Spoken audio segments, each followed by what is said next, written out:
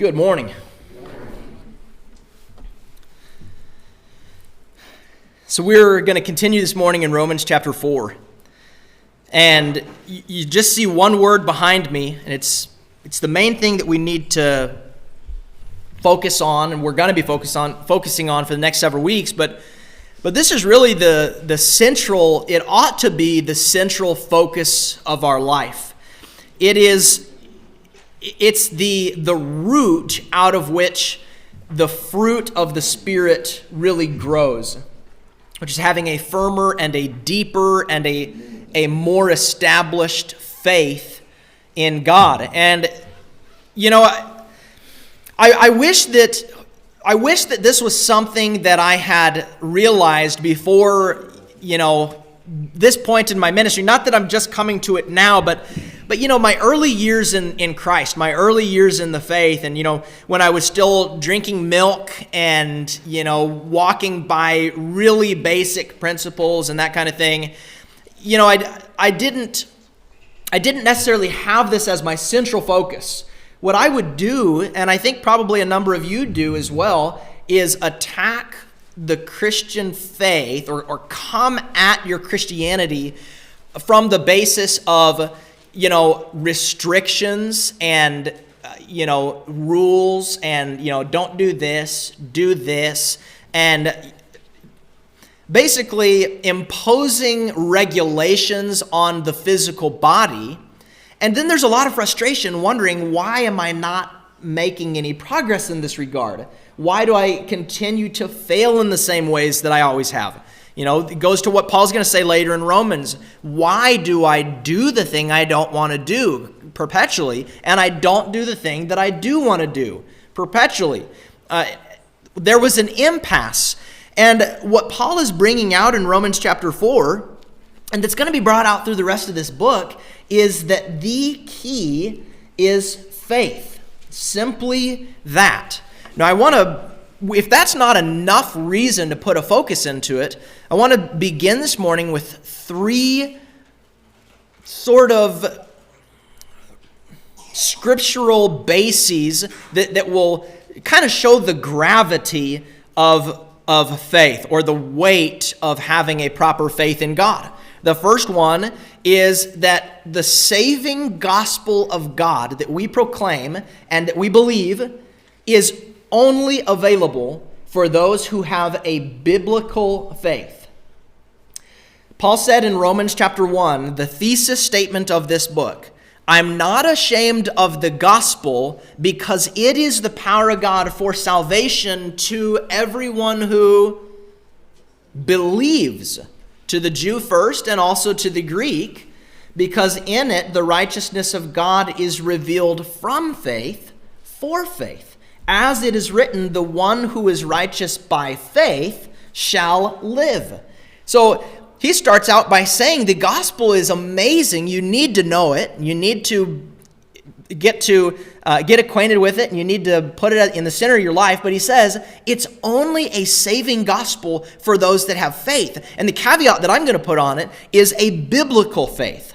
So what I'm asking in these weeks as we're looking at this is to throw out any conception of faith that you might have had beforehand, because we need to make sure that the faith we hold is the one Paul is actually presenting.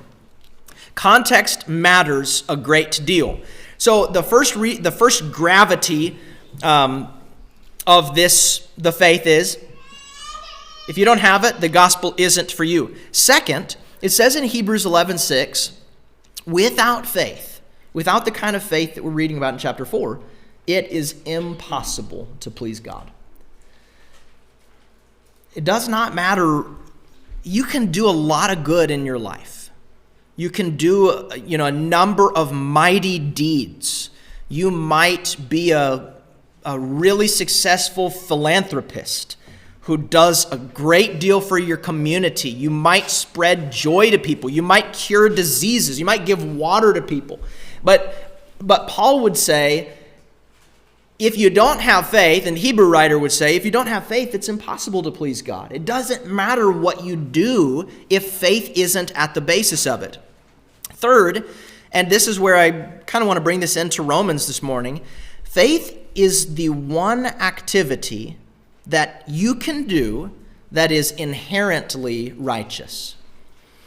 As I was going through Romans chapter 4, I've been just kind of going over it constantly and poring over it to get out of it as much as I can. And, it's not that I didn't know this going into it, but Paul, he keeps making the connection between what God considers righteous, the thing that you can do as a human being, the one thing you can do that God would actually call and deem righteous. And if you have it, he would say, you are righteous for having it. And it's faith. 8 times in Romans chapter 4, he makes that connection explicitly. And this means, think about the things that we do, just the things we do. Think about your body, where you go, the activities you engage in, what you do with your life, what direction it is, what you do for an occupation, what you do for a hobby, what you do maybe that you would think would be for the betterment of people, all of that. Think about all the things that you do. Paul would argue that none of those things are inherently righteous. They are neutral. Oftentimes they're neutral. Now, some things are expressly bad. But very often the things we do outwardly are neutral. They're neither good nor bad. You can walk down the street and there's nothing inherently good about it. It could be good if you were going somewhere good and you were doing it from a standpoint of faith, but it may also be very bad, where those little feet, be careful where they go, what they're doing and where they're taking you. The action itself, there's nothing inherently righteous about anything we do outwardly. It always goes back to what happens inwardly. And Jesus in his ministry, he brought this out consistently, didn't he? About getting back to the heart. And, these people were tithing mint and dill and cumin, and they were praying in public squares, and they were, they had the look, and they had all the physical stuff and all that. But he was saying, he said to his disciples, unless your righteousness greatly surpasses that of the scribes and the Pharisees, you'll never enter the kingdom of heaven. That tells me that the things we do are not inherently righteous. The thing that gives context to righteousness is a faithful heart out of which the action comes. And I want to just really briefly read to you these 8 verses in Romans 4 so you can see it. Verse 3, it says, Abraham believed God, and it was counted to him as righteousness. Verse 5, his faith is counted as righteousness. Verse 9, for we say that faith was counted to Abraham as righteousness. Verse 11, he received the sign of circumcision as a seal of the righteousness that he had by faith while he was still uncircumcised. Now pay attention to that circumcision, uncircumcision language.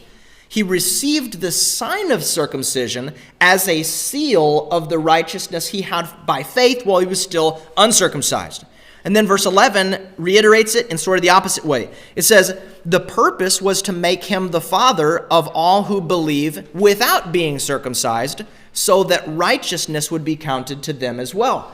Now notice, according to Paul, between verses 9 and 11, circumcision was sort of the Jewish rite of passage.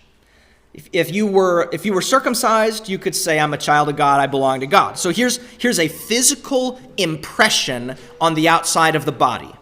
A physical impression on the body, a physical mark on the body done outwardly. And now a moment ago I said faith is the one thing we can do that's righteous. What we do outwardly is neutral. Paul said in verse 9 that Abraham was righteous before he had that outward mark. The outward mark was merely a sign of the righteousness he had by faith before the mark came. Then he says in verse 11, that the reason was to make him the father of all who believe who aren't themselves circumcised. Now, what strikes me is, according to Paul in Romans, if you were uncircumcised, you could still be righteous if you had faith. But if you were circumcised and you didn't have faith, then you weren't righteous. This is the point here, is what you do outwardly, like coming to church. Like singing a hymn with your lips and the mechanics of your vocal cords producing sounds. None of those things are inherently righteous, but there is one thing that is inherently, by God, by his definition, as he sees into your heart, that he would say, you are righteous for that. What is it? Faith. A couple more verses. Verse 13. For the promise to Abraham and his offspring that he would be the heir of the world did not come through the law, but through the righteousness of faith. Verse 22, that is why his faith was counted to him as righteousness. And then verse 24, righteousness, will be counted to us who believe in him who raised from the dead Jesus our Lord. All right, so 8 times there's this connection between what God actually deems righteous. So let me ask you, if there's one thing that, so let's not complicate it. If there's one thing that you can go out and say, this ought to be my focus, it should be faith. Growing in your faith with God. And the beauty of it is we serve a God who's so full of grace that even if your faith isn't as it should be, and therefore your actions outward are not what they're supposed to be, you can go to God and be really plain with him. Just like the man over in Mark's gospel who said to Jesus, I do believe, help my unbelief. I think that's where our focus ought to be. Is God, help me to have a richer and a deeper faith. I've said it before. In prayers to God. God, I don't believe you as I ought to. I really want to. There's a big part of me that desires it. But I know right now I don't fully believe in you as I'm supposed to. You go through the Psalms, God likes it when we just are plain and real with him and tell him exactly how it is because he already knows. He doesn't want us to pretend to be something before him that we aren't. But the focus should be faith. Whether you're a young Christian or an old Christian, is growing in your faith before God. I don't know if you remember. Well, first of all, let me say this. If that's the focus, there was a time where my focus was, I want to go to heaven really badly. And I was kind of scared that I was going to go to hell. And I was not really trusting in God. I was very fearful. It was a very rigid way of going about my faith. I was just thinking, if I mess up, I'm going to hell. All is lost. Kind of where my mind was. Well, I remember at that point in my life, this was early 20s, 11 years ago. And I remember thinking, I've got to be good. I gotta be impressive to God. I gotta make him see that I'm a good Christian. So I would devote a lot of time to service stuff. I would have a hard time turning anything down, even if I didn't have the time for it, because I wanted to prove myself. I wanted to work. I wanted to do these outward stuff to say I did it. I am righteous because look what I did for this person. Look how I helped this person. And it never felt right. I still never felt close to God, and I certainly didn't feel justified before God. I wasn't approaching it from the standpoint of faith. I was approaching it from the standpoint of works, just like the Jews, as Paul's going to bring out, I think, in chapter 10. That's how they approached it. They never attained to the righteousness of God because they approached the law that would lead to righteousness, not by faith as the Gentiles did, but as though it were according to works. It's so easy. It's so easy to get caught up into that. It really is. Even as a 2021 lifetime Church of Christ member, I would say especially as that. It's easy to get caught up in that and seeing the Christian faith as just merely these things we do outwardly, and that means God is happy with us. Not necessarily. Faith is the key. Now, I have written down here, I don't think God would be saying, you should be doing more service projects. Now, hear me on that. God wants Christian service. Look at Jesus. Look at how he lived his life. It was constant service. It was amazing. But God does not want Christian service in isolation.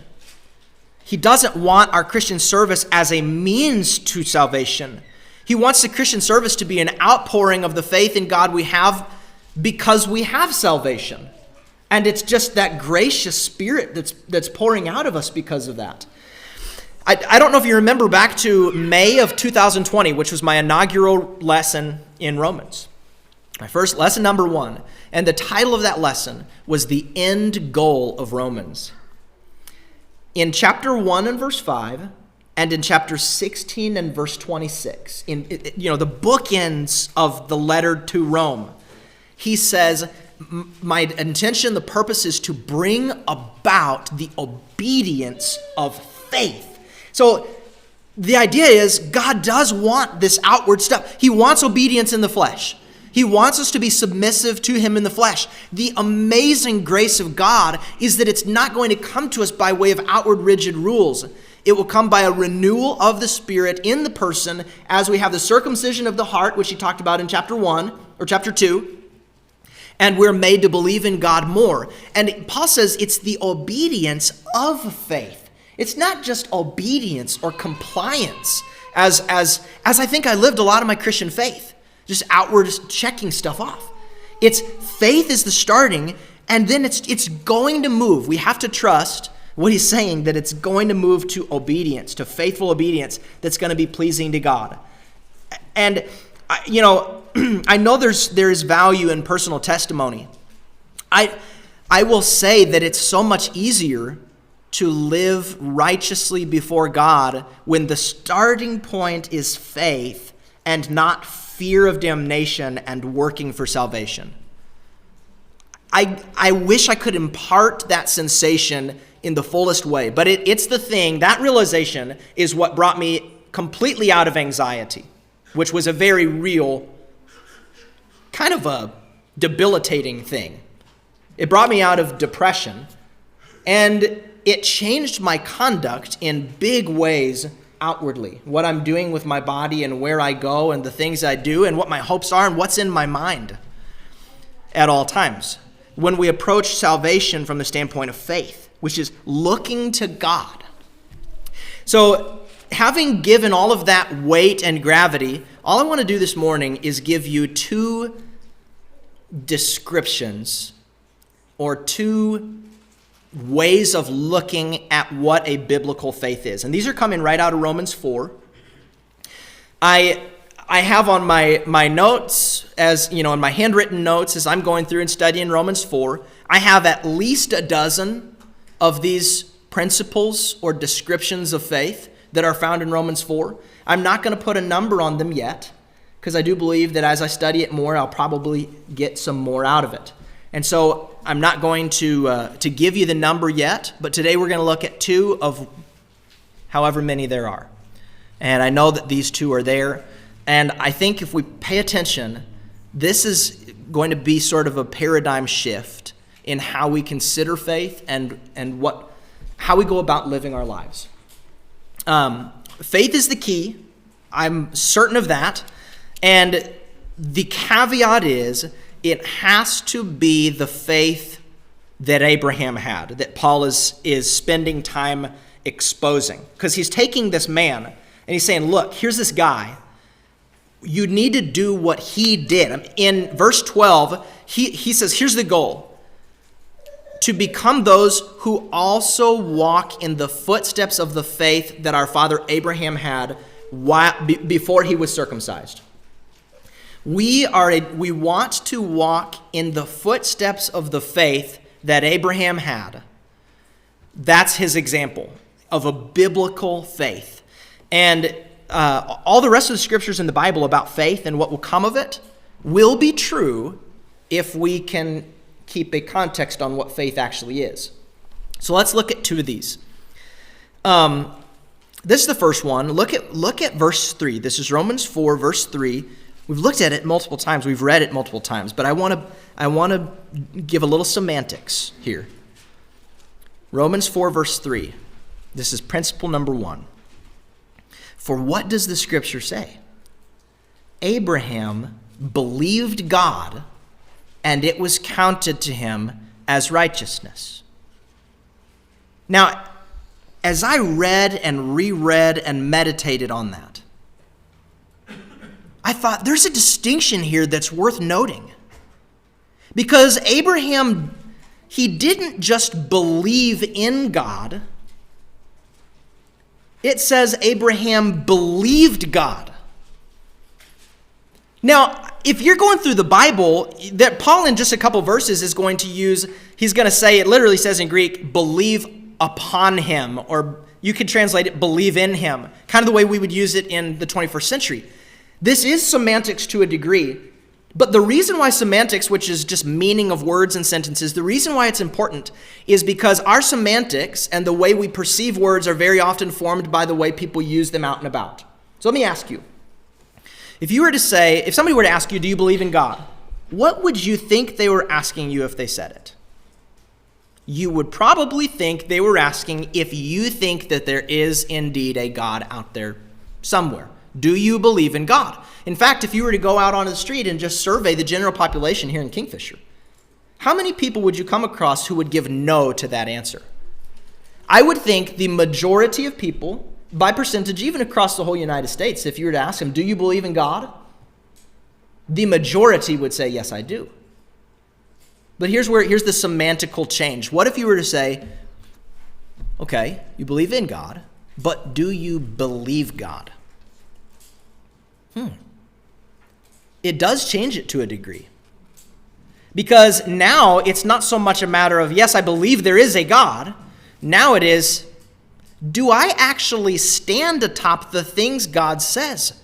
My belief in him is somewhat dependent on what it is that he's asking of me and what it is that he said. Do you believe God when he said he made the world in 6 days? Well, I don't think so. That isn't what I was taught. That doesn't jive with my worldview. I don't believe that. Okay. So, do you see the distinction here? There is an important distinction because it says of Abraham, he believed God. And the context of this, and this is critical, is that the thing that God came to say to Abraham was one of the most unlikely things that we can imagine. Put yourself in Abraham's shoes. We all know the story, so let's not pretend that we know it. Let's just pretend it's you. Let's say, and I don't think there's anybody in this room today that's 90, but let's say you're 90 or almost 100, and your wife is 90.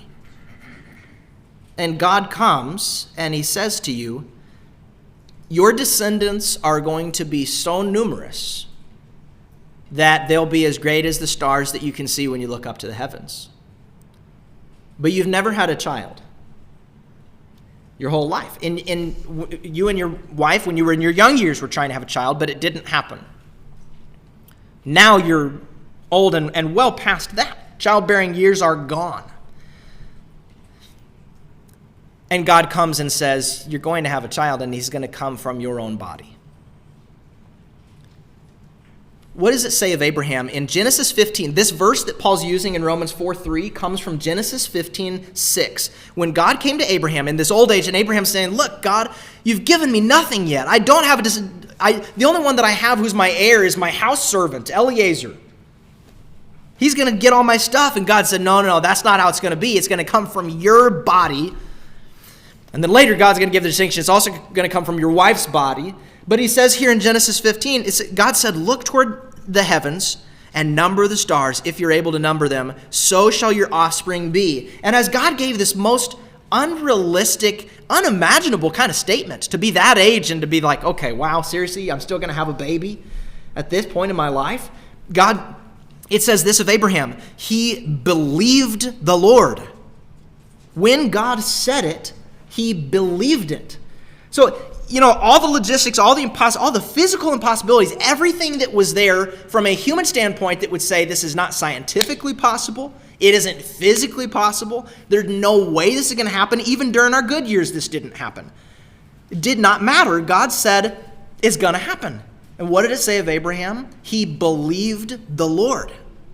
A biblical faith believes the things God actually says. If God said it, then the person says, well, then that's it. It's going to happen. It's true. This is real. This is fact. If God said it. That is what a biblical faith is. A biblical faith doesn't just believe in God, it believes God. No matter what it is God is saying. So let me ask you, God said through his prophet, no temptation has overtaken you except that which is common to man. God is faithful, and he will not let you be tempted beyond what you can bear. He will not let you be tempted beyond your ability. Let me ask you, do you believe him? Well, if you don't have total confidence in that statement for your life, then you do not believe him. I remember there were points where I read the verse, and my mind in one part is like, yeah, he's saying that. But then with another part of me, that isn't true. Because here I am in this struggle that I cannot overcome, and I am trying with every bit of my might. All of my muscle I was trying with. Believe me, tons of energy, way too much energy. You actually use way more energy trying to do the things God has asked you to do if you don't approach it from faith, if you try to do it by your own might. Well, so here's the statement. I believe in God, but I didn't really believe God on this. Because a lot of times I said, God, you said this, but it doesn't seem to be working or happening in my life. Well, believing God is what biblical faith is. Let me ask you this. God said, count it all joy, my brothers, when you meet trials of various kinds. Do you believe him? Or has the enemy convinced you that a hard trial indicates the absence of God? Rather than what the Bible is saying, just the opposite. Do you believe him when you encounter trials of various kinds? Of various kinds. What various kinds of trials are going on in this church right now that you're experiencing? And God said, count it all joy. For you know that the testing of your faith produces endurance. And endurance will have its perfect effect on you, leading to life. So these are the kinds of things that we've got to believe. I don't just believe in God. He said that, so I believe it. Simple as that. God said it. I believe it. This trial doesn't indicate his absence. It's perfecting my faith so that I can go to heaven. Believe that. Now, I've told this story before, but my parents, when they were 19 years old, getting ready to be married, maybe they were 18, but they got married when they were 19. My dad was a chain smoker, and man, he thought that this wasn't going anywhere. He's addicted to this. Well, my mom told him they're getting ready to get married, because he asked her. She said yes, but she did say, if you do not quit smoking, I will not marry you. I'm not going to have that around my kids. Well, guess what? He believed her. And he never, at that moment, addicted. The way we put it. I got to go to a special group so I can stop doing this. Talk to people for weeks and weeks and weeks endlessly about this thing I keep on doing so I can feel better because they're all doing it too. And then never really get over it. He didn't ever pick up another cigarette from that moment. It was then and there, and he said he never even desired it. Why? Because he believed her when she said that. She was not bluffing. She really meant, if you don't drop that, you are not going to be my husband. And he believed her. But I was thinking, so that's belief. But I was thinking, you know what? What if he really did believe her? What if he really knew that she meant what she said and that she wouldn't marry him if he kept on smoking? But what if he just didn't care? What if he would rather have the continued nicotine and tobacco going into his system than to have my mom as his wife? Terrible choice it would have been. She's amazing. Well, he was smart. Because when you're faced with that, this is what's going to lead into the second principle of what biblical faith is. You could believe God is saying something is true. And I'll say this. You know who believes that what God is saying is true? Demons. He says it over in James. They do believe it. In fact, sometimes in Jesus' ministry, he would go to cast out the demons, and they said to him, "Have you come to torment us before the time?" They knew that he was the master, and they knew that he had authority over them, and they knew the sentence that was waiting for them, and yet they still chose to continue doing what it is that they were doing. They believed on one hand, but a biblical faith does not just believe what God says is true and that it's actually going to come to pass. A biblical faith, and this is absolutely critical to overcoming struggles of the flesh, biblical faith is convinced that the thing God is calling you to is better than the thing that you were in beforehand. A biblical faith is like my father believing my mother about the cigarettes and also knowing simultaneously marriage to her and life with her and this commitment and all the things she's going to give me and do for my life in this union is far better than nicotine, far better than it.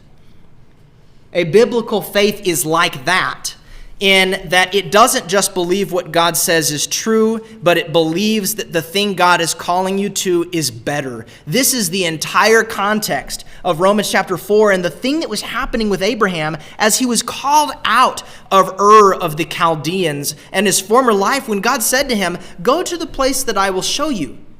Now, Abraham did not leave Ur of the Chaldeans to go to a place that he believed would actually be worse than where he was before. He did not leave it going down a path that he believed would be his own destruction. He didn't leave it begrudgingly. He didn't leave it with remorse and sadness for all that he was leaving behind. He left it in faith, not really knowing what was going to be coming at the end, but knowing this, that the thing God was calling him to was going to be better.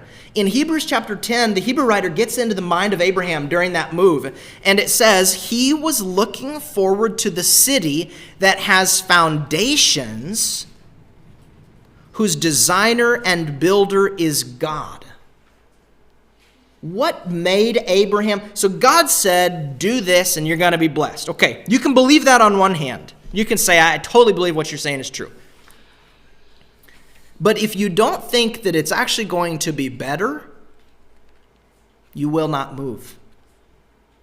A biblical faith knows the thing God is calling you to is better.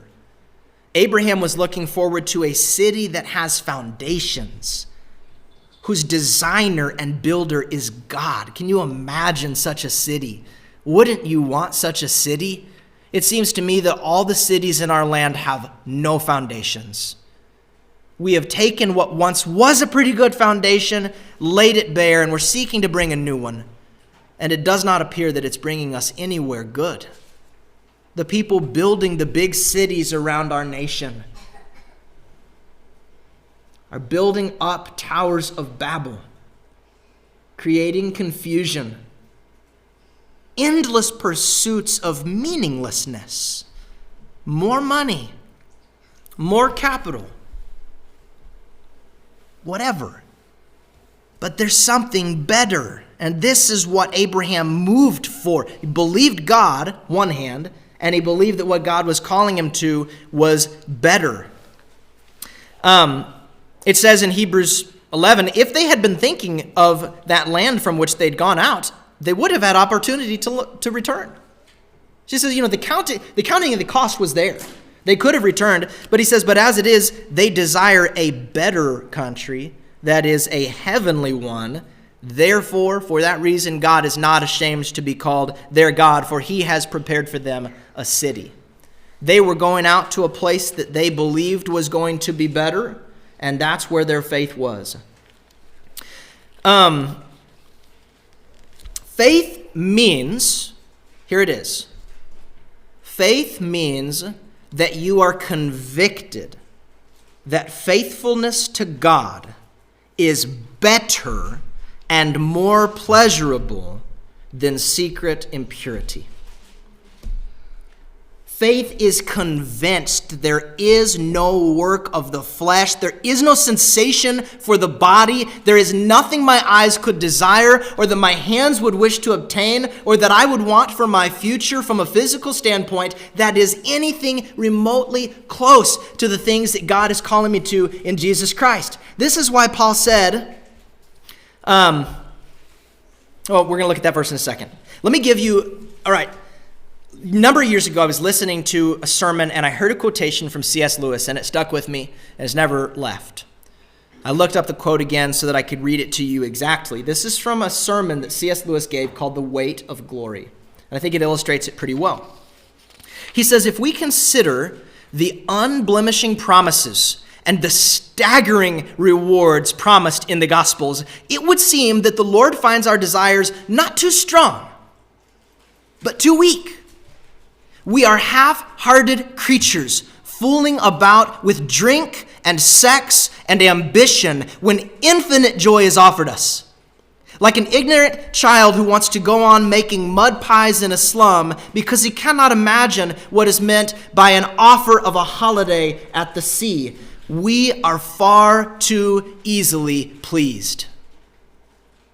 The things God, when you come to Christ in faith, the conviction of your heart is not, look at all that I'm leaving behind. And the remorse of the old man who's dying and all the things you're giving up to go to Christ. Not at all. When coming to Jesus Christ, the conviction behind that move is, I get to give up garbage for eternal treasure. The faith of the Bible, the faith of Abraham, which believed that God's things are better, is in line with what Jesus said in Matthew 13, 44 through 46, when he gave these two parables side by side. He said, the kingdom of heaven, in which you and I belong, is like a treasure hidden in a field. Which a man found and covered it up. Then in his joy, he goes and sells all that he has and buys that field so he could have the kingdom of heaven. Got rid of everything else so he could have this. And again, the kingdom of heaven is like a merchant in search of fine pearls, who on finding one pearl of great value, went and sold all that he had and bought it. What is Jesus saying? The thing you are called to in Jesus Christ, you are not giving anything up. You are gaining eternity. The devil will deceive you with smoke screens and temporary stuff to make you think that's what it's all about. But what we have in Christ is so much better. And this is where what Paul said in Philippians chapter 3 comes in. He says, I count everything as loss because of the surpassing worth of knowing Christ Jesus, my Lord. For his sake, I have suffered the loss of all things and count them as rubbish. How did Paul view the transition to a life filled with persecution, rejection from family, shipwrecks, stranded in wildernesses, imprisoned many times, beaten multiple times, from the life of luxury that he had in Judaism, where he was a respected scholar with the support of his family? How did he view it? Not as the loss of anything, but as the great gain of receiving Jesus Christ. There is a surpassing worth in Jesus Christ, your Lord. Surpassing worth. Nothing on the earth compares to it. Nothing comes close. And a biblical faith just meets that thing. And that is where, I'm telling you, that is where the indulgences, the incessant and perpetual desire to indulge in the flesh is just stomped out. And here's why. Because God said, you cannot have two masters. What I've found in my life, and I'm sure is true of so many, is that we go through this life not really fully believing that. We don't have the first part of faith, which is believing what God said. God said, you cannot have two masters. If you have two masters, guess whose master is yours? Not God. But God said you cannot have two masters. So say you believe it, like Abraham believed. You believe that you cannot have two masters. Now you must, because you're convicted of that, you look at both masters. Flesh, temporary, physical pleasure, God, eternity. eternal pleasure, much deeper. You've got these two options. Well, what are you going to pick? The faith of Abraham picks the one that is of actually exceeding supreme value. It knows I cannot serve two masters. James talked in his epistle of the double-minded man. Now, I will say this, from a psychological standpoint, having analyzed and read and looked back on those early formative years of my adulthood when I was really wrestling with this, these struggles of the mind, anxiety and depression, I will say this, I know now why it is. At the time it was a blur and I didn't quite see it. I was trying to serve two masters at once. Never stopped going to church, by the way. But I was trying to serve two masters. So my mind was at war with itself. Part of me knew what God said. The other part knew what the flesh wanted. And guess what happened? It was a constant war in my mind. And I wondered, why am I anxious? Why am I cast down? Why is my soul in turmoil within me, as the psalmist said? Well, it was because there was a war that was taking up 24 hours of my day, even while I slept. You wake up and it's right there in the stomach, like a knot. But guess what it says in Proverbs chapter 3? Trust in the Lord with all your heart, lean not on your own understanding. In all your ways acknowledge him, and he will make your paths straight. It will be healing to your flesh, it says in English. Guess what word it is in Hebrew? Navel, belly button. Now, I don't know about you, but that's the source of anxiety. Anytime I ever felt it, it's in the pit of my stomach, right down here. It's this horrible knot, but it says it will be healing to it. I assure you, it is. But it only happens when, like Abraham, in his faith, we choose to serve the one master. There's only one. And I assure you, his way is better. It is the way of peace. So that's it. When we're all done with these principles, I'm going to give everyone an 8.5 by 11, nicely color-coded with straightforward principles and the verse to go along with it, sheet of paper that's going to be laminated, and I want you to put it somewhere where you see it. And you can go back all the time and say, this is what a biblical faith is, and here's what my focus ought to be. That's going to come whenever we're done with this. I'm not going to give you the number right now because I don't know how many there are. There's at least 12. There could be 20. The more I study, the more there is. You just keep finding them. But my challenge for you is this. Go forward in your life. Number one, resting in the grace of God. If you're still here, his grace is still resting on you. So rest in that and go get real with God about your faith. Ask him for an increased faith. Pray to him every day about strengthening your faith and emboldening your faith. Ask him for a means to see it more fully, maybe to experience it in some way. God is with you. He is not far. Let's grow in our faith and let's transform the kingdom for eternity. Let's stand and sing.